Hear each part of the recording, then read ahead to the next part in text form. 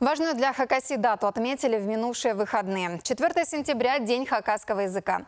Праздник прошел в Центре культуры и народного творчества. На сцене выступили артисты Республиканской филармонии. Также работали выставки декоративно-прикладного искусства и литературные, посвященные коренной культуре, традициям и языку.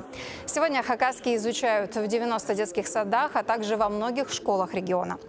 Осваивает 11 тысяч учеников, а в 2 новых школах в Абакане и в селе Чапаево хакасский вошел в список учебных дисциплин в 1 классе.